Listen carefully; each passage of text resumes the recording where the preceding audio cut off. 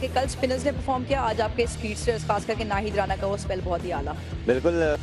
হ্যাঁ, নাহিদ আমাদের সেরা বোলার। ও অনেক জুড়ে বল করে, তার আল সুইং করে। আমি মনে করি সে একদিন বিশ্বের সেরা বোলার হবে। করাচি কিংসের বিপক্ষে নাহিদ রানার অবিশ্বাস্য বোলিং দেখে পরবর্তী সংবাদ সম্মেলনে তাকে প্রশংসায় ভাসিয়ে যা বলল পেশোয়ার জালমির অধিনায়ক বাবর আজম। গতকাল করাচি কিংসের বিপক্ষে আগে ব্যাট করতে নেমে নির্ধারিত ২০ ওভারে ২৪৭ রানের এক বিশাল পাহাড় দাঁড় করায় বাবর আজমের পেশোয়ার জালমি। পাহাড় সম এই লক্ষ্য তাড়া করতে নেমে শুরু থেকেই বাংলাদেশি পেসার নাহিদ রানার তোপের মুখে পড়ে করাচির ব্যাটাররা। নিজের ৪ ওভারের কোটায় মাত্র ৭ রান খরচ করে তুলে নেন গুরুত্বপূর্ণ ৩টি উইকেট। তার গতি আর সুইং এর কাছে বলতে গেলে আত্মসমর্পণ করেছে করাচির ব্যাটিং লাইন আপ।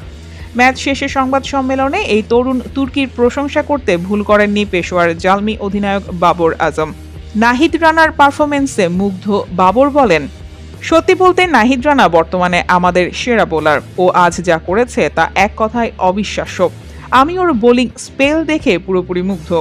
ওর বলে যে গতি আর সুইং এর মিশেল আছে তা সামলানো যে কোনো ব্যাটারের জন্যই অত্যন্ত কঠিন কাজ। ভবিষ্যৎবাণী করতে গিয়ে বাবর আজম আরও যোগ করেন, ও অনেক জোরে বল করতে পারে, সাথে আছে দারুণ আউট সুইং।